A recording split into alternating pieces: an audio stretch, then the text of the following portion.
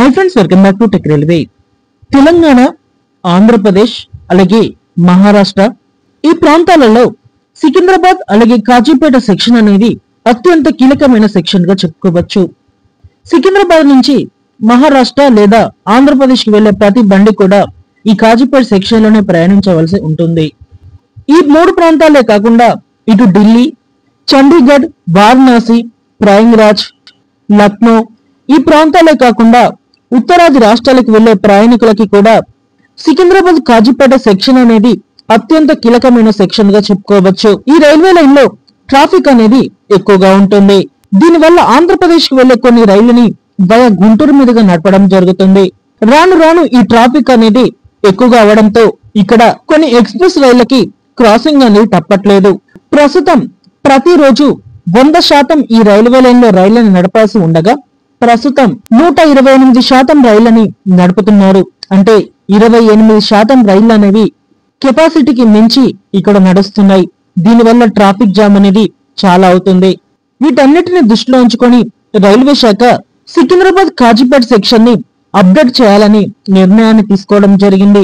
ప్రస్తుతం సికింద్రాబాద్ నుంచి మౌలాలి వరకు మనకి డబల్ లైన్ అనేది అందుబాటులో ఉంది, అప్ డౌన్. మౌలాలి నుండి గట్కేసర్ వరకు మనకి త్రిబుల్ లైన్ అనేది అందుబాటులో ఉంది. ఎంఎంటీ ఫేజ్ 2 లో భాగంగా ఈ రైల్వే లైన్ ని విస్తరించడం జరిగింది ఇది వరకే.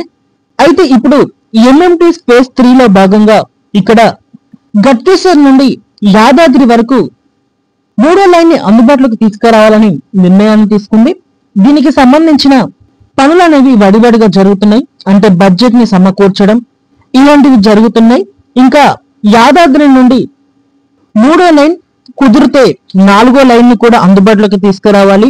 గట్కేసర్ నుండి యాదాద్రి వరకు ఎంఎంటీ ఫేజ్ 3 లో భాగంగా 3వ లైన్ అనేది అందుబాటులోకి వస్తే దాని పక్క పొంటే 4వ లైన్ ని కూడా నిర్మించి కాజీపేట సెక్షన్ ని ట్రాఫిక్ ఫ్రీ సెక్షన్ గా చేయాలని రైల్వే శాఖ నిర్ణయాన్ని తీసుకుంది. మనకి గట్కేసర్ నుండి కాజీపేట మొత్తం దూరం వచ్చేసి 110 కిలోమీటర్లుగా ఉంటుంది. ఈ రూట్ లో ప్యాసింజర్ రైళ్లకి పోటీగా గూడ్స్ ట్రైన్స్ కూడా చాలా ప్రయాణిస్తాయి. ఈ సెక్షన్ అనేది అప్డేట్ అయితే ఇక్కడ రైల్లో ఒక వేగం అనేది చాలా పెరుగుతుంది. అలాగే ఇక్కడ ఆటోమేటిక్ సిగ్నల్ వ్యవస్థని కూడా ఏర్పాటు చేస్తే ఈ రూట్ లో ప్రయాణించే ఎక్స్ప్రెస్ రైళ్లకి అంటే కాకతీయ, భాగ్యనగర్ లాంటి క్రాసింగ్ అనేది తప్పుతుంది. ఓకే ఫ్రెండ్స్, కాజీపేట సెక్షన్ ని అలాగే సికింద్రాబాద్ సెక్షన్ ని 3-4 లైన్లుగా అభివృద్ధి చేస్తే ఎలా ఉంటుంది? మీ అభిప్రాయాన్ని కామెంట్ చేయండి. మరిన్ని రైల్వే అప్డేట్స్ కోసం మన ఛానల్ ని ఫాలో అవ్వండి. Thank you for watching. Next day.